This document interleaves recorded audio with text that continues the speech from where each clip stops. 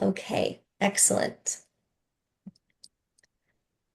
So since we're all online today, my colleague Mitchell Breedlove is going to be manning the chat and seeing folks that are raising their hands online. So I will not be able to see that. So thank you so much, Mitchell. All right, and after a formal welcome from the county and some opening remarks, I'll provide an overview of what the Siskiyou County Drought Resilience Plan is and what it isn't, who the task force is that's putting together this plan, and then we'll dig into these details on the first part of putting together the Drought Resilience Plan, which is evaluating the risks. So this effort is really focused on domestic well communities and state small water systems, which we will define a little bit later. After that, we'll have some time for a group discussion, and we'd really like to get your input on a couple key things, and then we'll talk through how you can get involved in this process. So today's meeting objectives. At the end of this meeting, we hope that you gain a better understanding of the Siskiyou County Drought Task Force, the County Drought Resilience Plan, and the role the task force plays to help small water suppliers and rural communities reduce their risks of inadequate water supply during droughts. We also want you to walk away from this meeting with a recognition of those communities in the county that may be more vulnerable to droughts. And then for us on our side, we are hoping to gather your input on water shortages, key risks, concerns, and any potential data gaps that we may have missed. So I'm going to turn it over to Owen, who is with Siskiyou County for his welcome and opening remarks. Owen? Thank you, Holly. My name is Owen Cabo Moline. I'm the Disaster Services Coordinator for Siskiyou County Office of Emergency Services. I'm also one of the leads on the task force here. I want to say thank you to Stantec and all of our members of the task force that are on here tonight. We're going to go down and introduce everybody. So, Holly, if you want to jump over to the team member slide, I'll just go down the list, and as I read off your name, just go ahead and introduce yourself. So, Elizabeth? Yes, Elizabeth Nielsen, Deputy County Administrator for Siskiyou County, and I oversee the Siskiyou County Natural Resources Program. Matt? I don't believe Matt was able to join tonight. All right. Brian? Good evening, everyone. Brian Shinoni, Siskiyou County Office of Emergency Services. I'm the director, and I would just like to thank everybody for taking their time this evening and jumping on. This is important, as we all know, and looking forward to your contributions. Thank you, Brian. And then we have Dan Wessel in for Rick. Dan, if you want to go ahead and introduce yourself.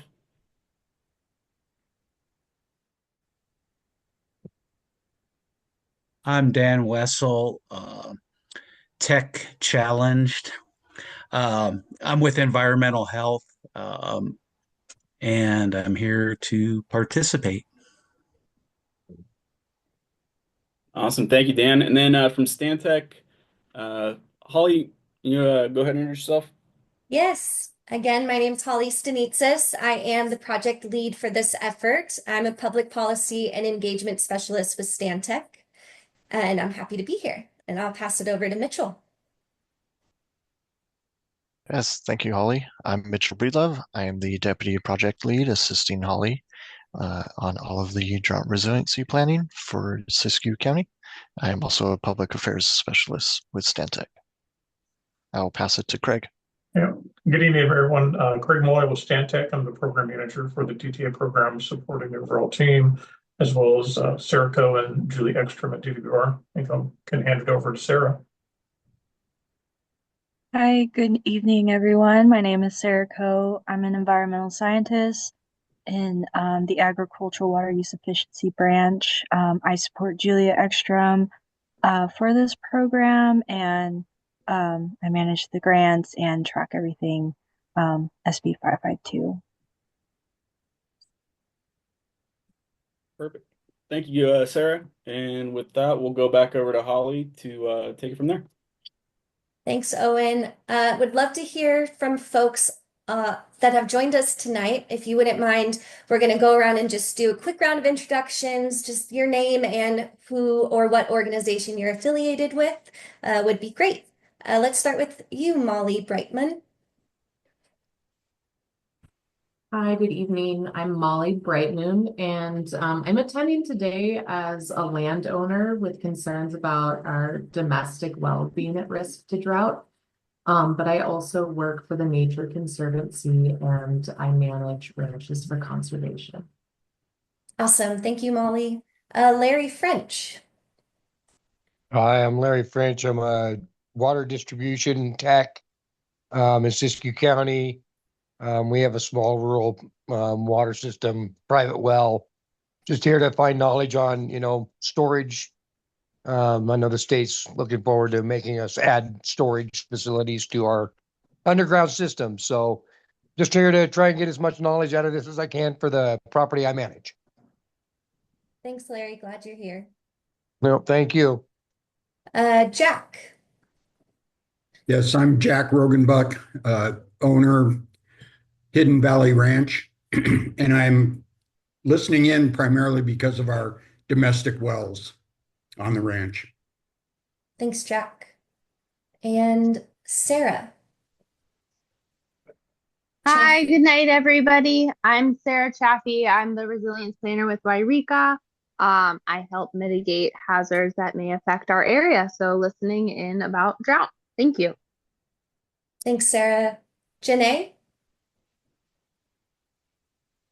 Good evening, Janae Scruggs with California Department of Fish and Wildlife. I am located here in Wairika with the Klamath Watershed Program, working primarily on environmental permitting. Where's the take a shower then? Okay. Thanks, Janae. Donna. Yeah, my name is Donna Cervantes, and I'm a property owner whose well went dry when they took out the lake.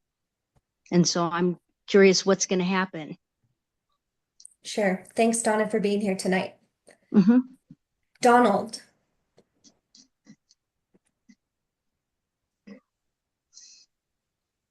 Oh, and Donald, I believe you're on mute.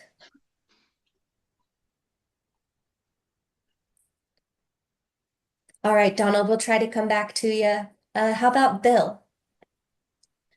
Bill Navarre, I'm a hot water system operator for 3 small systems in South County, and just wanted to listen in and see what's going on. Thanks, Bill. Nancy. Hi, everyone. This is Nancy Ogren, Siskiyou County Supervisor for District 4 and the Board of Supervisors Chair for this year. Thank you, Nancy. Jason. Justin, can you get her? And Jason, you're also on mute.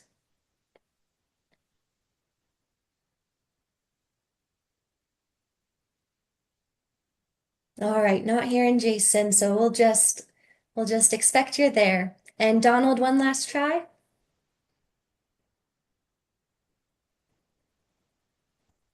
All right, no problem.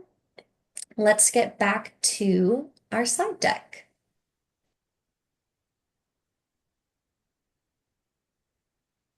So we're going to start our presentation with an overview of the Siskiyou County Drought Resilience Plan and the County Drought Task Force.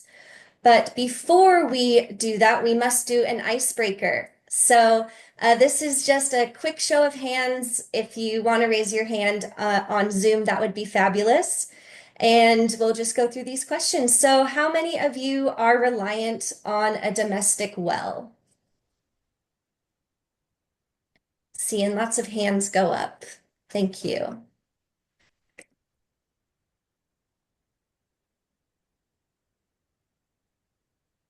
And how many of you receive drinking water from a small community water system?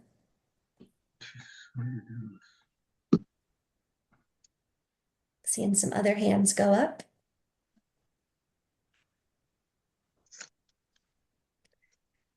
And how many of you have experienced the impacts of drought or know neighbors or friends that have experienced impacts from those recent droughts?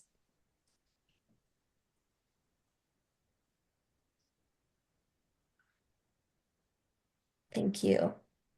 How many of you have been impacted by wildfire or have friends and neighbors who have been impacted by wildfire?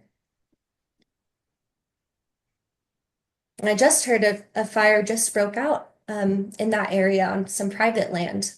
So if anybody has any information about that, that would be great to hear about. How many of you are concerned about your drinking water quality? You folks. Okay. Thank you so much. Thanks for participating in our very fancy icebreaker via Zoom. So the goal of this planning process, as you can see, many of us struggle with the very same issues as we live in the same county. So the goal of this planning process is to increase community resiliency and better understand where communities are most vulnerable to water shortage risk, work together to evaluate that risk, and then identify short-term response actions and long-term strategies to help us better prepare for those future droughts. Now, as I'm sure many of you are aware, historical drought conditions, both in the county and across California, have been getting a lot more severe. This figure that's on the screen now is from the U.S. Drought Monitor and showcases historical drought conditions over the last 24, 25 years. And so you can see the various levels here, 0 to 4. I apologize, this is a little grainy. 4 being the most severe drought and 0 being the least severe drought. And we can see here pretty clearly that we are experiencing more severe droughts for a much more extended period of time than historically. Now, as a result of the many years of that historic drought, the state of California legislature passed Senate Bill 552 or SB 552. And this essentially was enacted to create more protections for communities that were most vulnerable to droughts.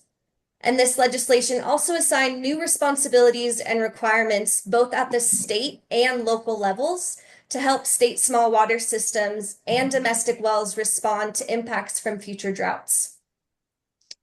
Now, through this legislation, it was identified that the county is the best entity to provide leadership and planning support for state small water systems and domestic wells.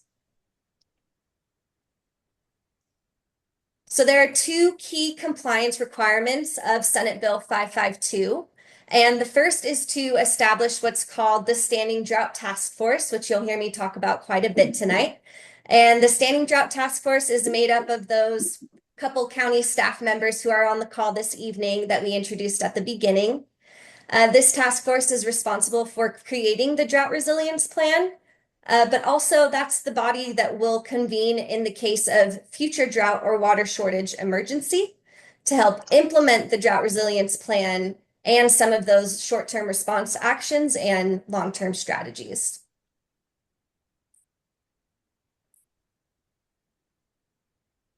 The key components of that county drought task force are facilitating drought and water shortage preparedness, overseeing the development of the DRP or the drought resilience plan, implementing the communications and engagement framework, which is a part of this process and basically outlines how the county plans to engage the community, as well as any other interested parties that want to stay updated about the drought resilience plan.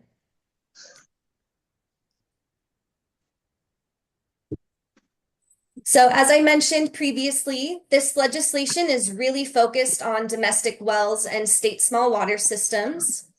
Now, we recognize that the experiences of domestic wells and state small water system varies greatly depending on geography, depending on resources, but they are generally considered some of the most vulnerable communities to drought and water shortage, which was really the intent of this legislation.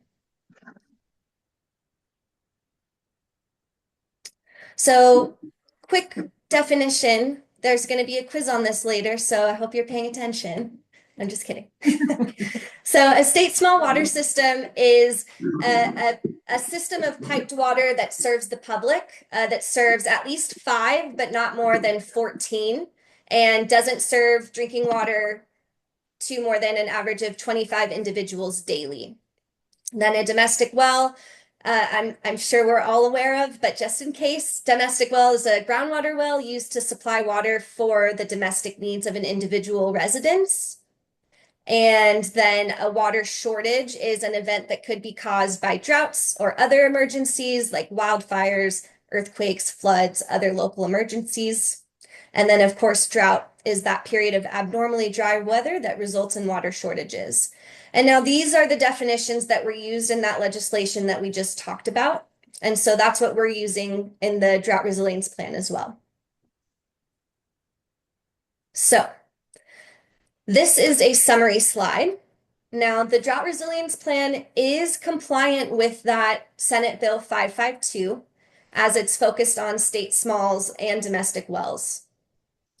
It is developed in relationship to other county plans, so there's a lot of inputs for this plan, including the local hazard mitigation plan, county general plan, and others. So there's a lot of other water-related documents and data that have been pulled together to put this baseline risk assessment that we're going to talk about together. And lastly, this is a living document that can be updated over time by the county, even after our work with Stantec is done. Now, a few things the DRP is not. It's not designed to address all elements of drought because it's designed to focus on domestic wells and state smalls. It's not the only opportunity to address drought risks, as there are lots of other planning efforts that are supporting drought responses. It's not static. And that's it. Next slide. So where are we in this process? I've been throwing a lot of processy words at you. So here's where we'll start getting into the meat of this. So the county has already developed a communications and engagement framework, and I'll go over that briefly in a few moments. And we're now conducting this risk assessment. And the risk assessment is really the opening and understanding of where the risks are and an explanation of the vulnerabilities that we're already aware of to help us then prioritize into our next phase, which is identifying those actions and the strategies that the county can take to reduce risk in the case of future drought or future water shortage. Now, after this risk assessment and after we get input from the public and revise things and work with the county a bit more, then we'll start talking about what to do about those risks. How do we mitigate them in the long term? What are things we can do now in the short term to respond to these future droughts or water shortages?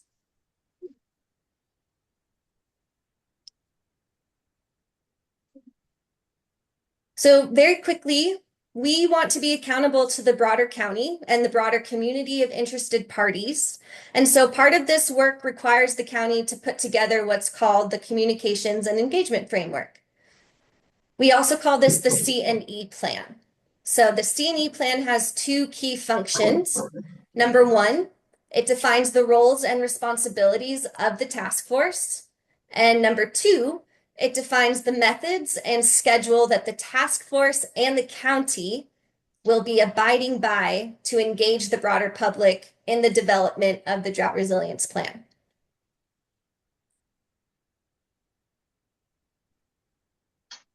The task force I mentioned earlier, the task force itself is an advisory body. They don't have decision-making authority. So the Board of Supervisors is the decision-making authority for the county, and it's anticipated that they, the Board of Supervisors, will ultimately adopt this drought resilience plan, and that'll be at the very end of this process. So the key communities of interest, of course, I shared multiple times so far, are these state smalls and domestic wells.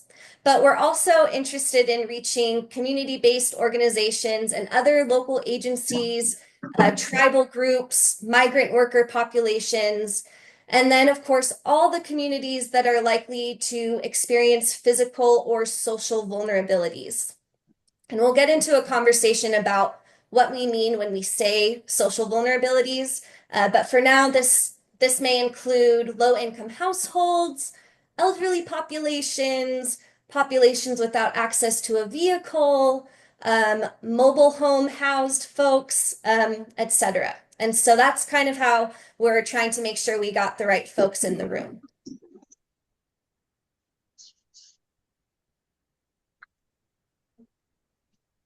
So our outreach tools and activities. The county has a website if you haven't already seen it. There's a really nice, high quality, fancy photo of it for you. And there's this specific landing page for this effort. On that webpage, there's also a place where you can sign up to receive notices for future meetings like this. So we want you to sign up and encourage you to do so. Now, the county also, in addition to that sign-up form, they also issue public notices via email and social media and posts them at community locations. At the end of this presentation, I'll be curious to hear how folks in our virtual room heard about this meeting tonight so that we can make sure we are using that avenue later. Now, during this process, we're going to have 4 public meetings. So this is the first meeting of those 4. The task force may also provide briefings to the Board of Supervisors to keep them apprised of progress. And then another activity that we will likely be doing is distributing surveys as we start getting into those response actions and seeking input on those from the public. And then in collaboration, we also want to use collaboration with other agency organizations, which we will also get into a little bit later on who else should be in this room, who else should we be talking to, who's missing from these discussions.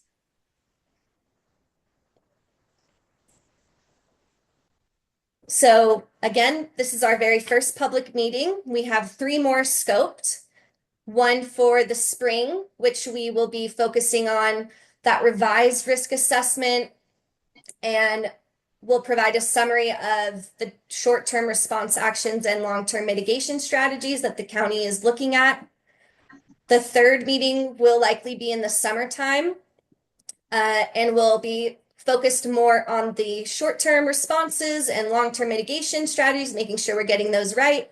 And then lastly, we'll have our 4th public meeting where we are detailing to you the complete Siskiyou County Drought Resilience Plan and also provide some considerations to implementation of that plan. Oh yes, quick caveat. These times may be adjusted as we progress, and so we will do our best to keep you apprised of that through those outreach channels that I mentioned just a minute ago. Okay, I'm going to pause there. I just threw a lot of information at all of you with a lot of legal terms and definitions, and so if you have any questions, I'd love to hear them. Okay, Jack. Yes, could you tell us what the actual website address is to sign up for future communication with your group? Absolutely. Hey, Mitchell, could you please put the link in the chat to our participants here? Thank you. Looks Thanks, like Owen Jack. dropped it in there. Thank you, Owen. Fabulous. Other questions so far?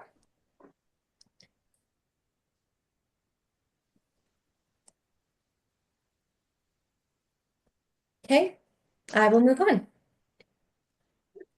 Hold on, Holly. We have 2 hands raised. Oh, excellent. We have a question from Jack. If you want to unmute and ask your question. Oh, I think Jack's question was about the website. Yeah, and I forgot to unmute. Thank you. Okay. No problem. Or then we have do my hand. Thank you, Jack. And we have Angelina.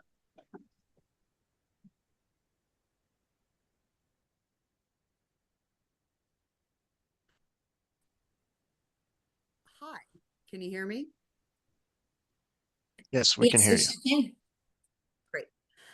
I am curious if you could talk a little bit more about how you plan on collaborating with existing programs that have been doing this type of work, such as Sigma and IRWIM. Yes, that is a fabulous question. Thank you so much for asking that. So, Siskiyou County, there are two separate efforts going on in Siskiyou County related to this type of work. So, we have this work, the baseline risk assessment and drought resilience plan, and then we also have the GSA happening. And so, county staff are working together to make sure they're communicating about this work, keeping folks apprised of that. And the GSA, of course, is under that Sigma umbrella. So I'm going to pause and ask Owen to step in here. And if Owen, if you have some historical information that we can share with Angelina, that would be great.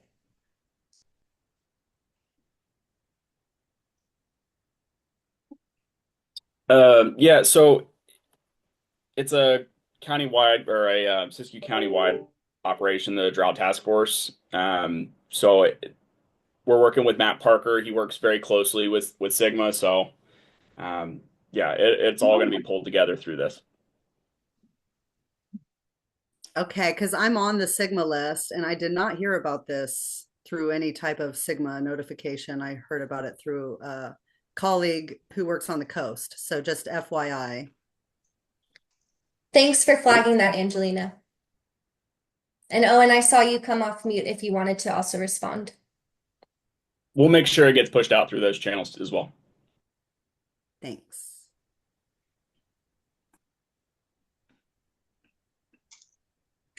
Any other questions? I do not see any further questions in the attendees. And Angelina, if you don't mind lowering your hand, that way I don't call upon you again. Thank you. All right. Okay, so now getting into the good stuff, evaluating the water shortage risks through the baseline risk assessment. I want to first say that this next section, we're going to be looking at lots of maps and lots of figures, and I want you to know that the data from this section is pulled from publicly available information from DWR, Department of Water Resources, the State Water Resources Control Board, CAL FIRE, several other agencies. And so part of our work today together is to ground truth some of this information and help us kind of group together where there are areas with shared vulnerabilities. This will make a lot more sense in a minute. All right, now starting with that background, this map here represents domestic well density as well as locations and highlights the total count of domestic wells in the county. This is based on well completion reports. And really what we're trying to do here is identify where there are higher concentrations of domestic wells. So the goal of this slide is to look at relative density, so where you're seeing higher concentrations of domestic wells throughout the county. This helps us begin to prioritize where there are geographies of concern. So question for the team here. Does this seem accurate? Does this map seem accurate? And are all the areas in the county that have domestic wells represented here?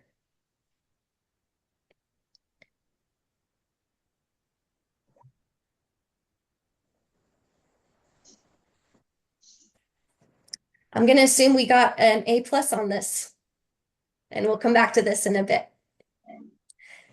I would comment, I'd say it looks good. There's a lot of wells out there. Obviously, in the populated places like Scott Valley, Montague, Wairika, South County, up the corridors where the population base is, and the outlying areas as well. Thank you, Dan. Just to add on, as you look at this, you can obviously tell there's not 6,033 dots on this map.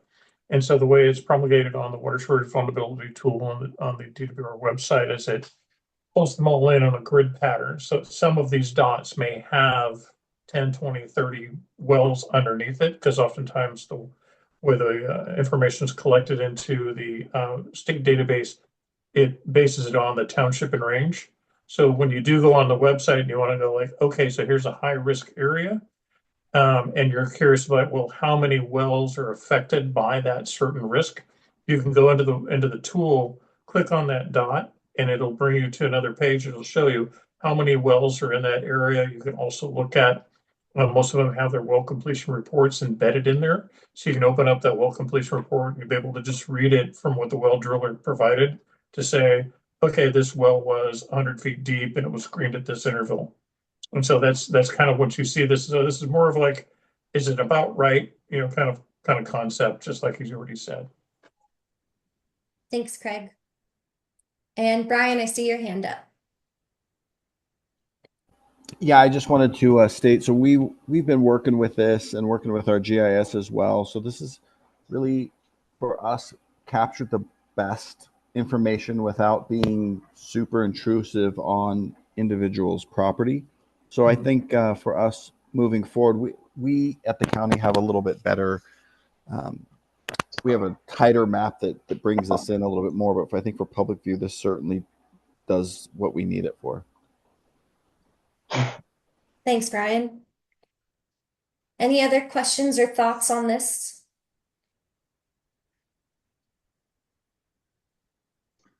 I don't see any, and I have dropped a link to the water shortage vulnerability tool from Department of Water Resources in the chat. Thank you.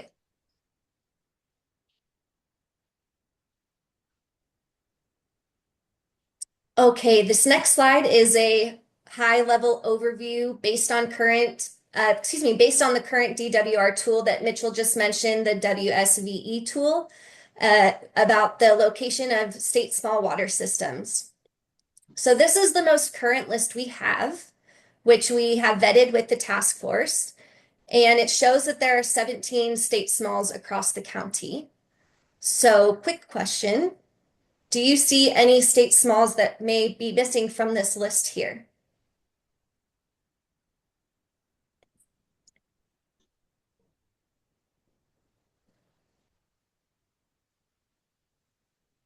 Okay, great. Another A+ for us. So using kind of the location of domestic wells and state smalls, we then look at some of the physical vulnerabilities for evaluating risks. So these include environmental, physical, and any other hazards, as well as social vulnerabilities. And the way I like to think about this is the environmental and physical vulnerabilities help us to identify who and what, and the social vulnerability will ultimately help us identify how those communities should be engaged or what may be some of the challenges facing those areas. So we're going to talk through some of these data points now individually. And on the physical vulnerabilities, these 6 items here are listed as the top physical vulnerabilities for the county.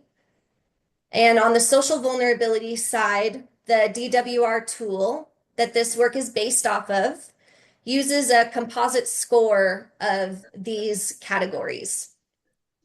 So it looks at several different factors and then, several different factors that ranks relative social vulnerabilities.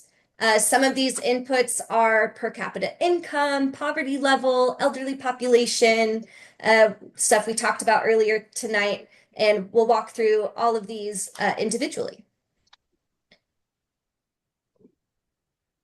So as we're going through this data, some of the key questions that we will return to at the end are, what are the areas within the county that are reliant on domestic wells or state smalls that are most susceptible to water shortages? This is really looking at that physical vulnerability piece.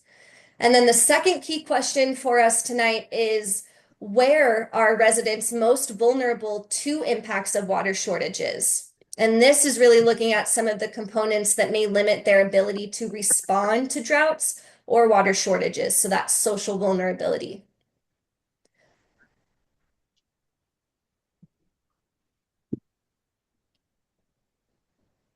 All right, so this first piece that we're going to look at in terms of the physical vulnerability results this in two parts. So I'm going to show two maps for this one.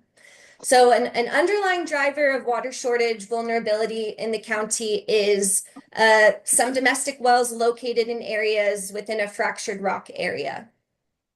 Now, the darker areas show where fractured rock areas exist in the county. And quick question for our crew tonight. Can anybody, this is your quiz, can anybody tell me what a fractured rock area is? Okay, don't worry, I'll tell you. Now, a fractured rock aquifer is a type of underground water source found in rocks that have cracks or fractures. So these cracks or fractures act like pathways, allowing water to move and be stored within that rock. So we can think of this as a sponge made of rock, which this isn't the best analogy, but I'm doing my best. A sponge made of rock, but instead of the tiny pores in a sponge, the water is held in these cracks and gaps and fractures. So when water flows through fractured rock, it's a lot more difficult to monitor and can therefore be more uncertain in terms of relying on it as a source of water. So these areas that are reliant or within a fractured rock area are considered to be more susceptible to future droughts because of that variability. I'm going to go to the next slide. Now, this slide overlays where we know there are domestic wells within fractured rock areas. So taking a look at that previous map and overlaying domestic well density, the higher density of domestic wells within a single square mile of fractured rock can be more susceptible to outages or competing demand. So think about it as there are several straws in that rock sponge, that makes all those wells more susceptible to future droughts. So this is a physical vulnerability input that we are looking at when we're considering areas that are more or less vulnerable. I'll pause here to see if there are any questions about this physical vulnerability piece so far.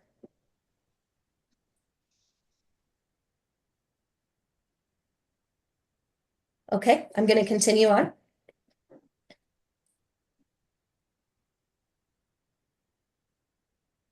This slide is on wildfire hazard potential. On the left, we have a CAL FIRE map that's looking at hazard zones. And the reason I've included two maps here is because the one on the right takes into account federal lands. So you can see here that a majority of the county is considered in a hazard zone for wildfire hazard potential. And this one here is a bit more comprehensive than this one. So when we're looking at wildfire hazard potential, this is something across the board when we're thinking about risk, one of the largest ones in terms of response actions, but also long-term mitigation strategy protection ideas for domestic wells and state smalls.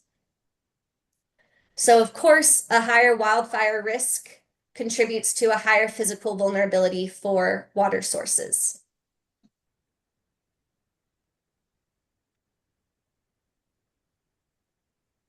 Okay, next up is a current dry year.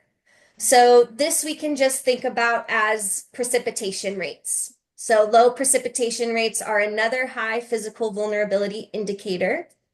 And this is based off of water year 2023, where the Shasta Valley and Pleasant Valley regions of the county received precipitation at rates about 70% below average for the year. And now, of course, we know that low precipitation rates can impact water supplies, especially because the county relies greatly on its surface water for the ag industry. Okay, quiz question number 2 is a water year. What's a water year?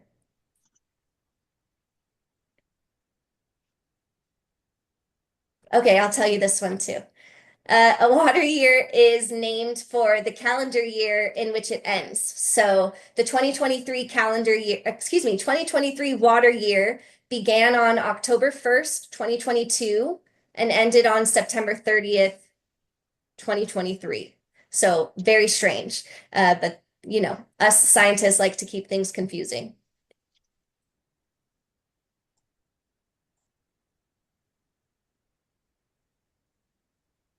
This next map displays water quality aquifer risk.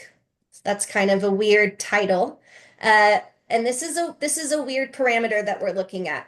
So this map is displaying potential risk per square mile based on some raw groundwater quality data that we can access from monitoring wells. So this map is basically utilizing data on the presence of contaminant levels in monitoring wells, and then modeling or estimating data based on nearby wells of similar depth to assess the potential risk. I realize that that's a very confusing explanation.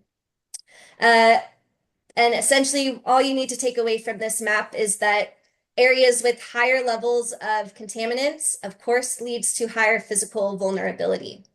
And then the second piece of this is this map is not intended to predict or estimate the water quality at any given location, but it can be used to prioritize areas for some extra funding for some other DWR programs.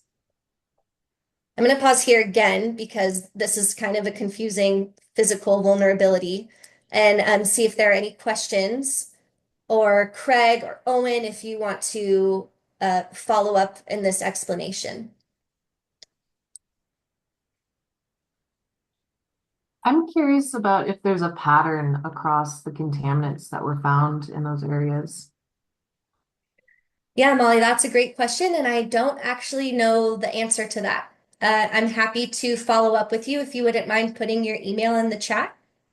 Then I could dig into that a bit more. Thank you. Of course. And Owen or Brian or Dan, if you have any information on Molly's question, I'd open the floor for you folks to answer. I think we've got areas that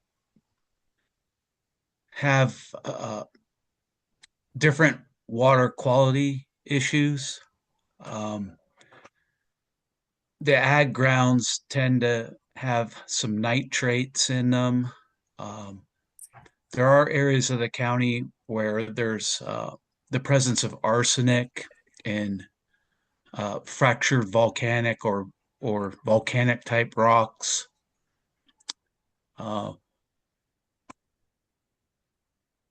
Those are the two that ring to the top of my head is the nitrates and the arsenic. I'll leave it at that. Thanks so much, Dan. And Molly, going back to you, just if you have any clarifying questions. That was great. Thank you. Okay. And I'll be sure to follow up with you with more information on this. Okay, moving forward. This slide is showing percent land of irrigated agriculture. Now, the presence of agricultural activities could indicate competing demand for groundwater suppliers, as well as water quality concerns, and both of which could create higher vulnerability for domestic wells and state smalls, especially during a drought or water shortage event. So here, of course, we have the darker shaded areas, meaning high percent land of irrigated ag.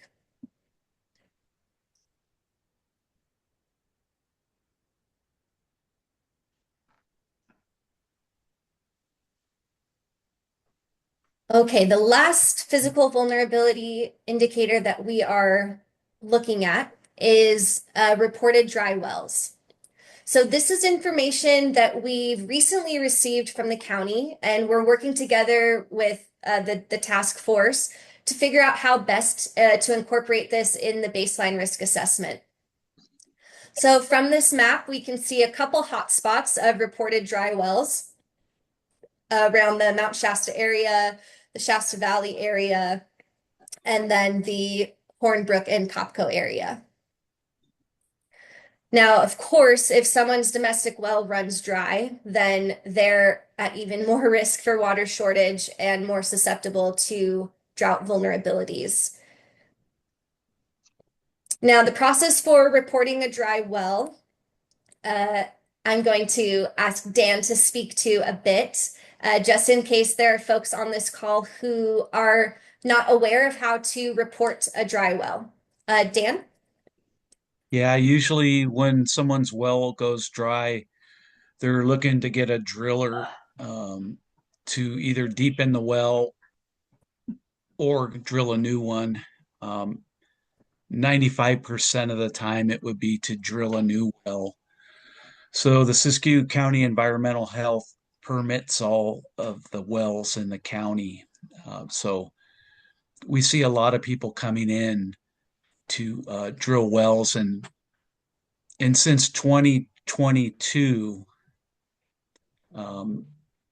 we've been recording those on a spreadsheet. So we're keeping track of, and that's usually how a dry well would present itself. Thank you, Dan. So real quick, we created this map based on the year that the dry well was reported. That's right here. And then here I've added the number of wells that were reported dry in that specific year. So far, in the last 5 years, we have reported 85 wells that have gone dry.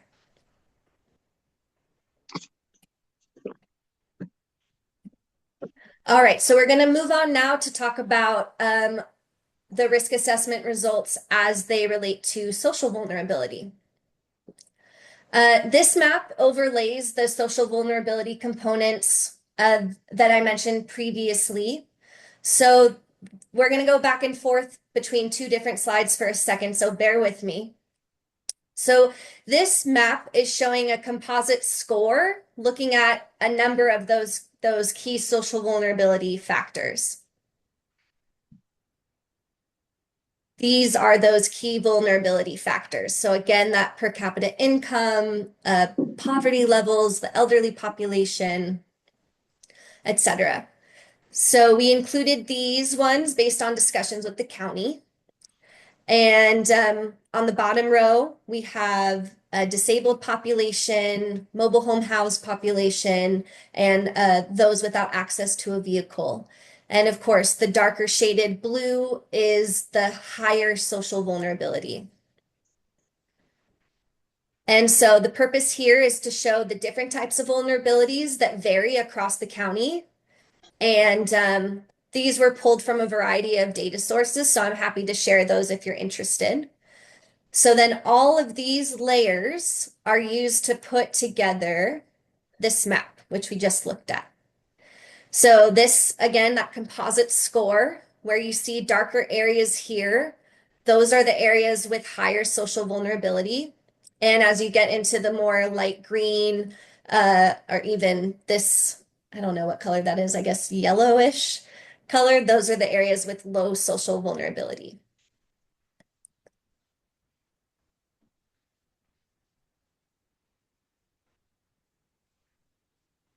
So in our discussions with the county, as we pulled together some of the key areas of concern, those regions with a higher concentration of domestic wells and state smalls, we kind of grouped them together where they might be experiencing similar types of physical vulnerabilities, which are here.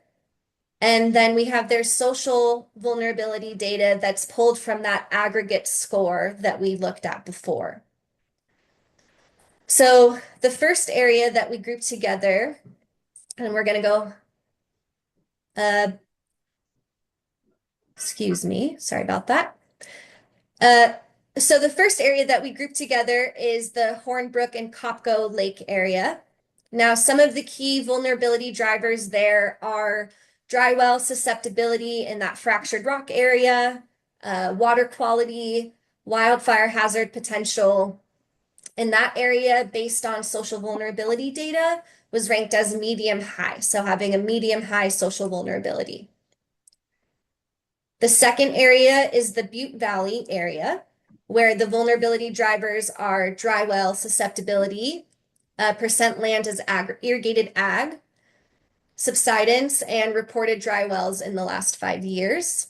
I realize we didn't go through subsidence today, but the physical vulnerability drivers that we did go through today are the ones that the county and the drought task force wanted to focus on today. So the social vulnerability for Butte Valley is deemed as high. The third area is Tule Lake. Physical vulnerability includes water supply issues, limited surface water, that dry well susceptibility, and percent land as irrigated ag. And again, social vulnerability is deemed high. Next is the Scott Valley area. Physical vulnerability drivers include wildfire hazard potential, water quality, and percent land as irrigated ag. And here, the social vulnerability is scored as a medium. Shasta Valley is next with percent land as irrigated ag, dry well susceptibility, wildfire hazard, and reported dry wells in the last 5 years. Shasta Valley's social vulnerability is a medium.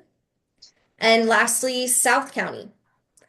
South County's physical vulnerability drivers are the same as Shasta Valley's, and it's also scored as a medium for social vulnerability. Okay, so we'll revisit this in a few moments, but before we do, are there any questions on what's been covered thus far?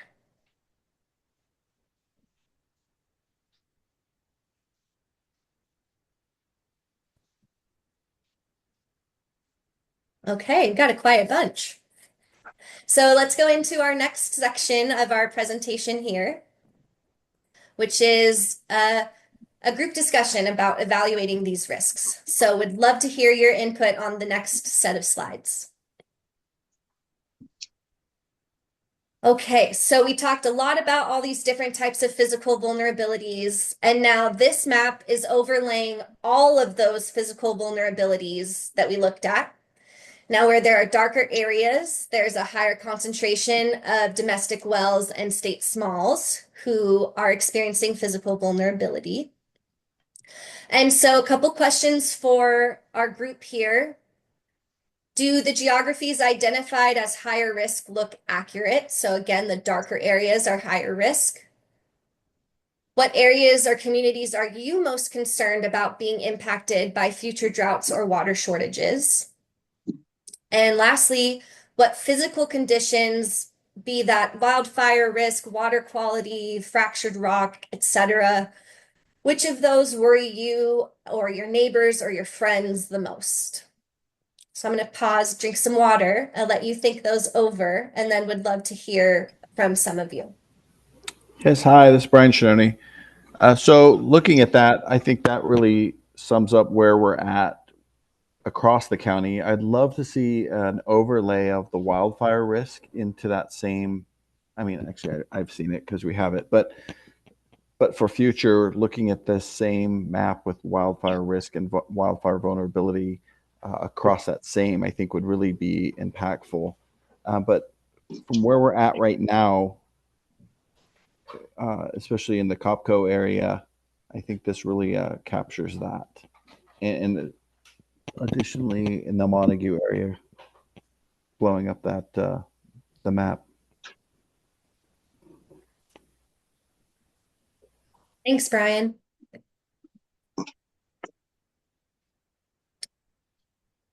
Other thoughts?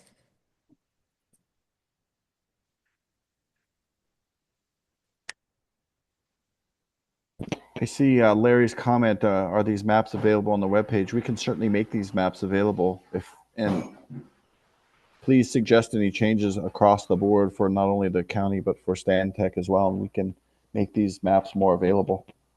Yes, please. Angelina, I see your hand up. Sure. So for me, one of my biggest worries is dwindling snowpack. It's hard to tell from the map what's going on with McLeod, but our community, I live in McLeod, and our community is entirely reliant on springs that are historically snowpack and glacier fed, but the dwindling snowpack. And so I think we're probably not, I don't know if we're the only community without well backup, but I know that our springs were considered very stable because they're volcanic, but the 2020 drought, all of our springs went down significantly. And I do not believe they have rebounded since the few of our latest semi-wet years. So I just feel like dwindling snowpack is a huge factor that impacts vulnerability for our communities.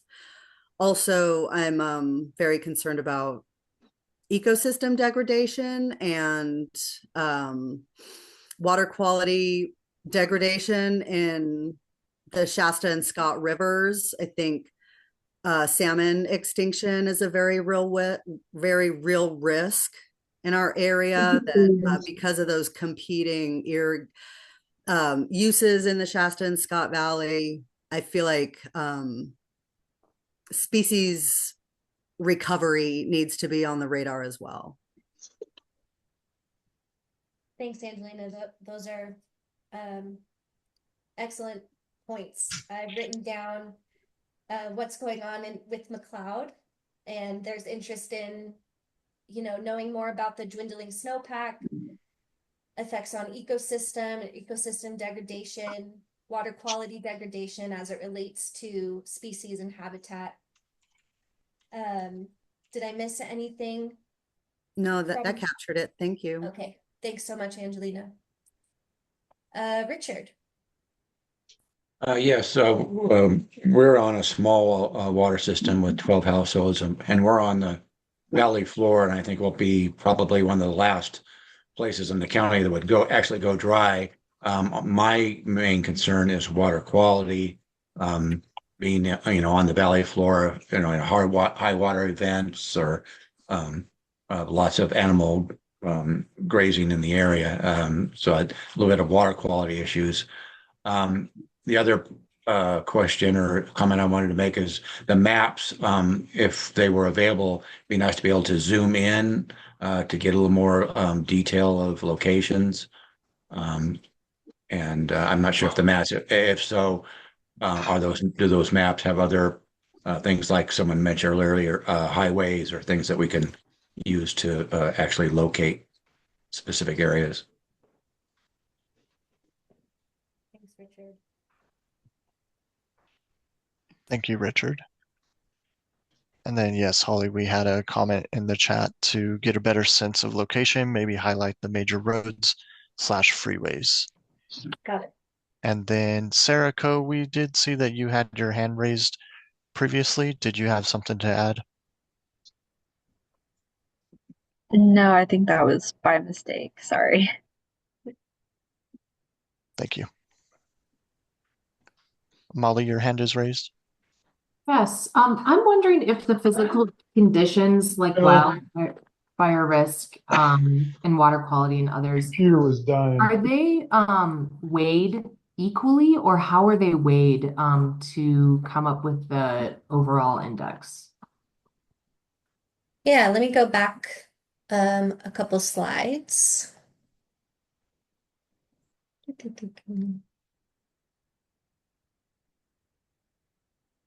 And so, Molly, I'm so sorry. Could you repeat your question?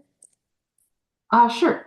Were the different physical conditions weighed equally, or were they weighed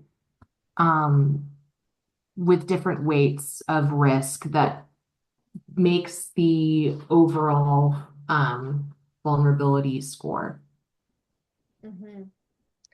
Craig, I'm wondering if you could provide insight on that for Molly. I was actually going to ask Sarah to do that because she's the expert on this one more than I am. Yeah, I can speak on that. So each of the factors were developed by our state drought advisory group or the DRIP collaborative. That was also mandated by SB 552 for the state to have their own interagency drought task force. So I believe they met, I think it was like 2 years ago when when this law first came out. And they had work groups that develop weighted scores for each of the indicators. So fractured rock would weigh more than maybe like saltwater intrusion. Um, and this was kind of developed for each of the indicators. And then there's some calculations that were done to create that final score. You can find it on our website. I can look for the link and drop in the chat for specifics. But yeah, each one does have a different weight to it. Awesome, thank you. And just to answer what physical condition worries me most would be wildfire risk.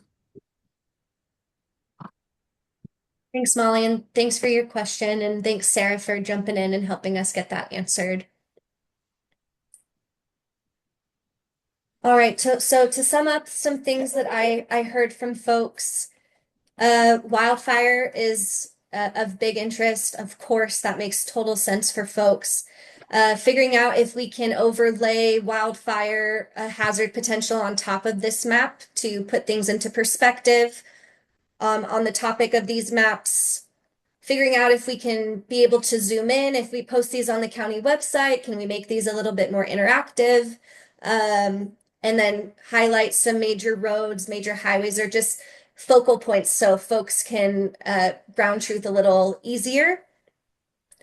And then, of course, to Angelina's perspective, what's going on in McLeod, topics that we want to focus on, dwindling snowpack, ecosystem, water quality, and water quality on the valley floor. Brian, I see your hand up. Yes, thank you. So, hey, one thing I wanted to actually kind of cover on this topic is that a lot of this is addressed in our hazard mitigation plan that's up for review right now with the state and FEMA, which will be coming out quickly.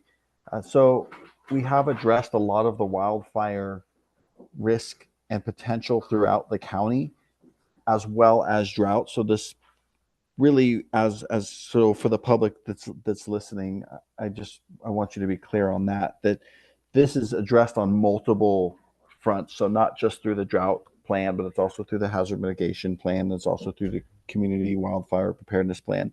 So these are very significant things that we do look at. And I see that Bill asked about the connection between wildfire risk and drought vulnerability. And I don't know if you're going to talk about that, but if that's something you want to address, we certainly can.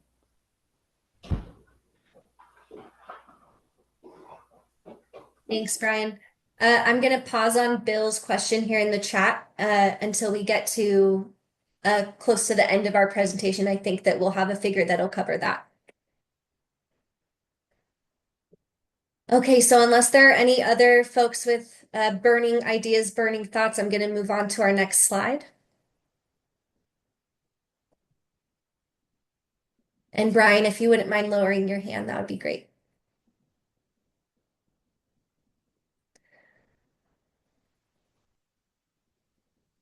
All right, now earlier we talked about the different layers that made up this aggregate map.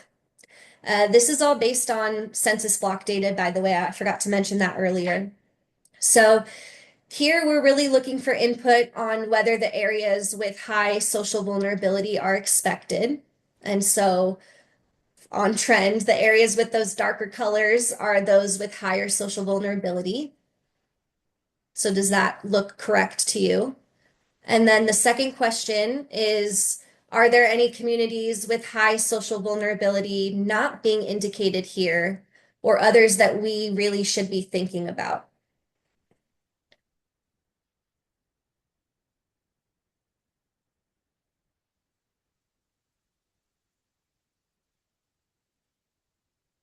Holly, I would say it is really hard for me to determine where places are. I'm assuming the lightest color is Mount Shasta, and I'm not even sure where Wairika is in this. Mm-hmm. But I think of Wairika as a high social vulnerability area. Thanks, Molly.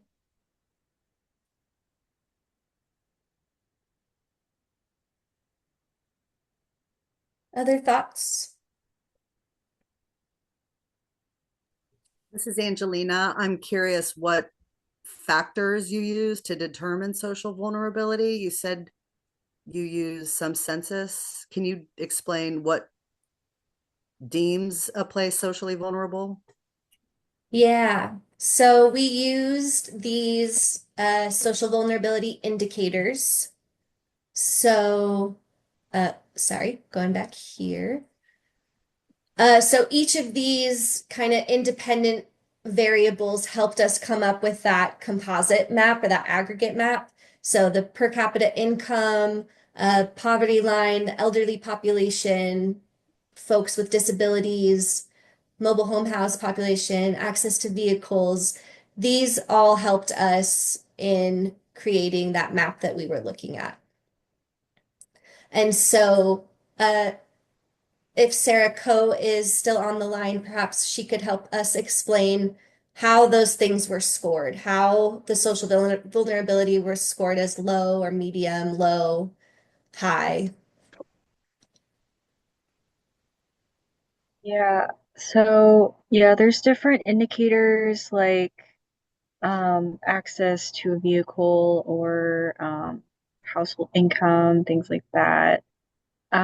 This is based off the census data, so um, especially with the rural areas, it might be skewed if depending on who reported for that. Um, is there anything else I'm missing? And Angelina, back to you. Well, I guess I'm just wondering, how do you adjust? Like, what does this map, will this map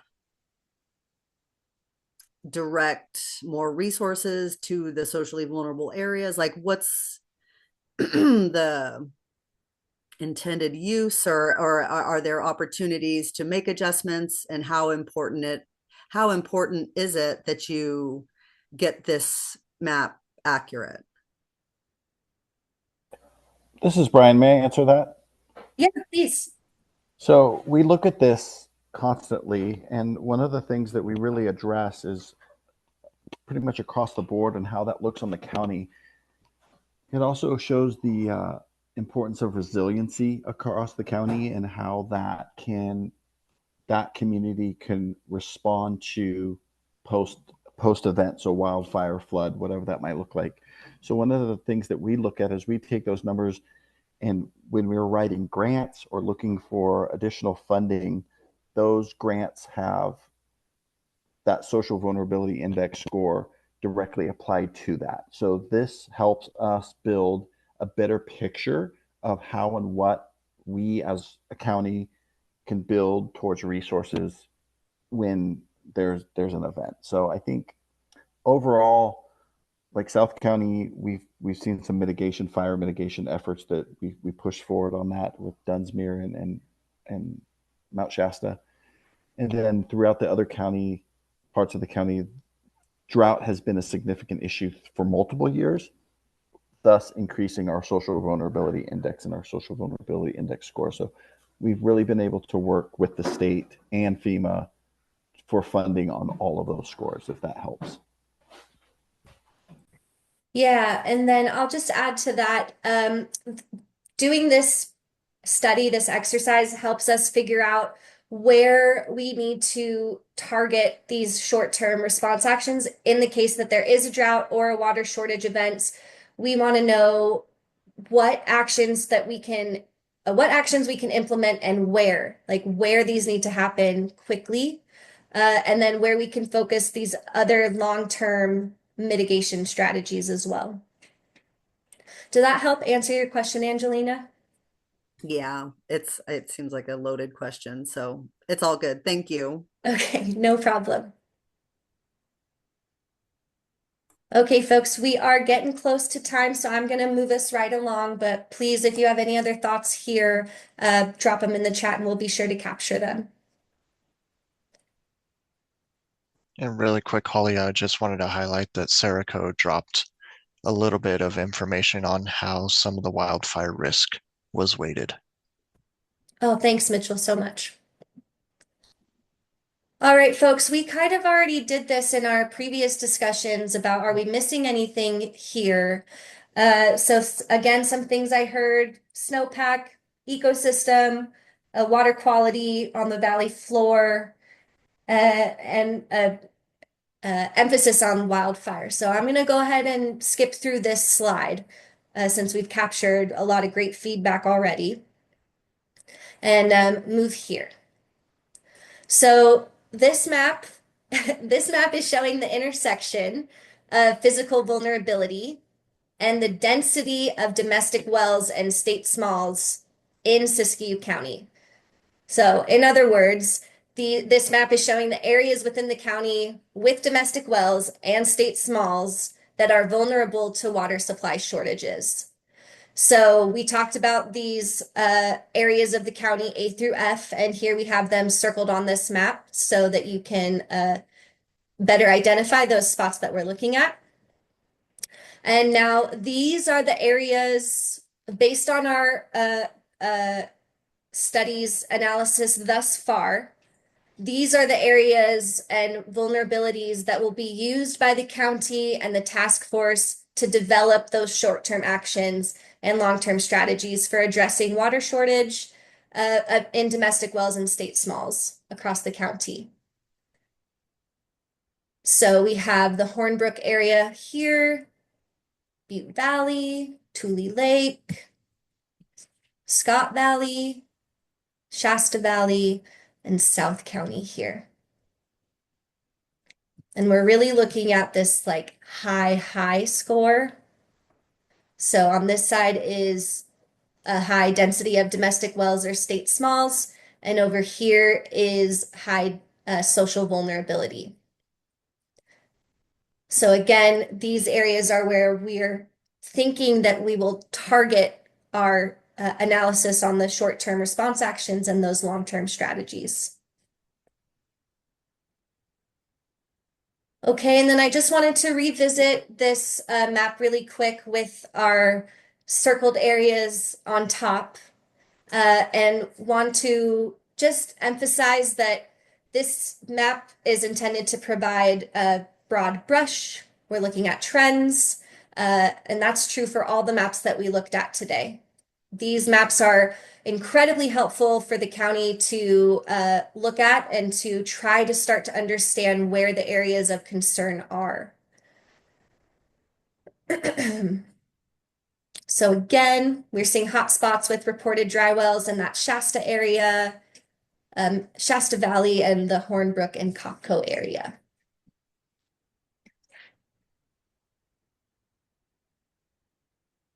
Okay, we're in our last section of our presentation tonight. Thank you all so much for bearing with us. We're almost through. And this is where I encourage you to tell all of your community and friends and family to get involved. Comments from tonight's meetings, as well as questions, were captured by either myself or by Mitchell. Thank you again, Mitchell. And everything will be documented in our meeting summary. And then we'll work with the county drought task force to incorporate those comments into the risk assessment where appropriate. So really, really grateful for the feedback you've shared with us tonight. including that feedback on these maps. Of course, we need to see these focal points so that it's easier to ground truth. That feels like a no-brainer, and I apologize for that. So our next step is to look at some of the actions and strategies, looking at how the county can respond to droughts in the short term, and again, looking at those long-term strategies. After public meetings and gathering more data, we'll complete the full drought resilience plan, and then it'll likely be adopted by the Board of Supervisors.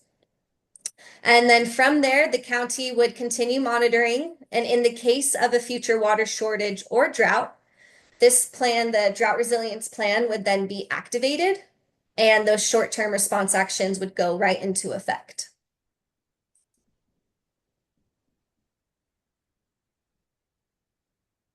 So I know you're all wondering how to get involved, and so that you can spread the news and share with everybody how to get involved. So of course, you can do this on the county's website. There's the direct link here. We dropped it in the chat, and there's also this QR code if you're tech savvy and would rather use your smartphone to access this. There is an interested parties list that the county is maintaining to send updates to the folks that want updates. And I encourage you to sign up by dropping your email in the chat or sending it to me or sending it to Mitchell. And then we'll make sure you get added to that interested parties list. Now, our next public meeting will be sometime in the spring. And that one will focus on short-term responses. We'll give that top-line overview of the risk assessment. And then the following meeting in the summer will be focused on long-term strategies. And then the last meeting will be focused on the DRP, Drought Resilience Plan, in its entirety. And of course, all of these meetings, we are asking for your input and your feedback.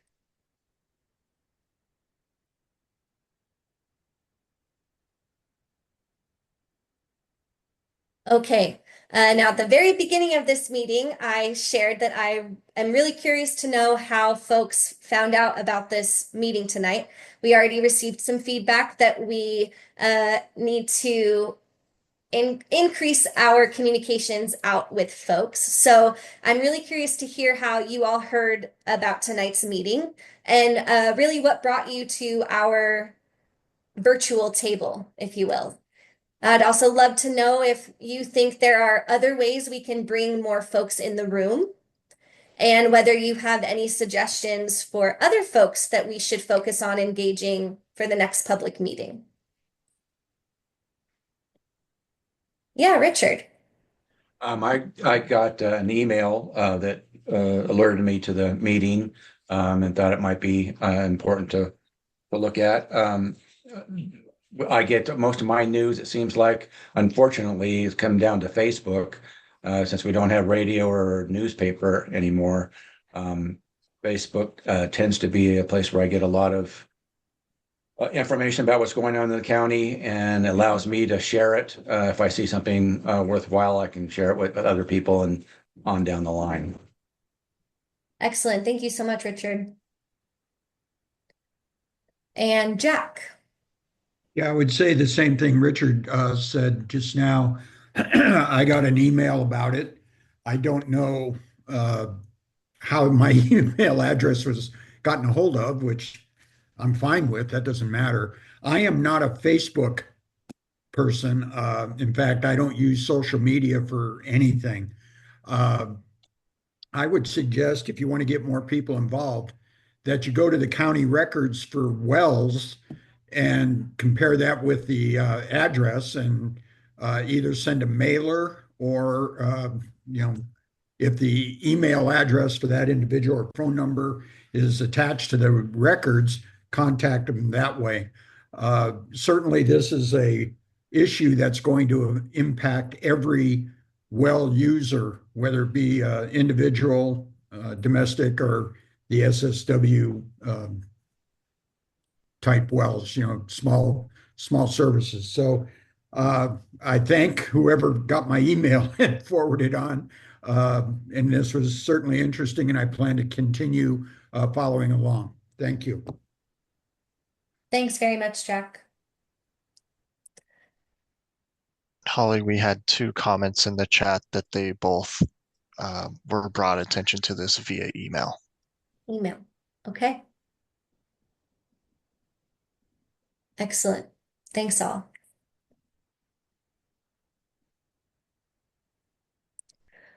Okay, well that completes our slideshow.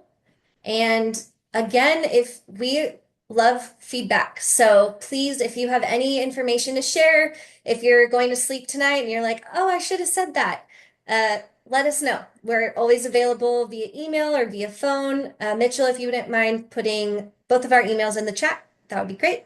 And you can always contact the Office of Emergency Services with any questions or with any further feedback. Yeah, as I do that, Holly, we had a comment in the chat from Angelina asking if we are available to give some version of this presentation to community groups, or must folks attend your scheduled presentations? Yeah, so we are scoped for public meetings. That's not to say we couldn't give a presentation to the community groups, but I would rely on Brian or Owen to speak to that.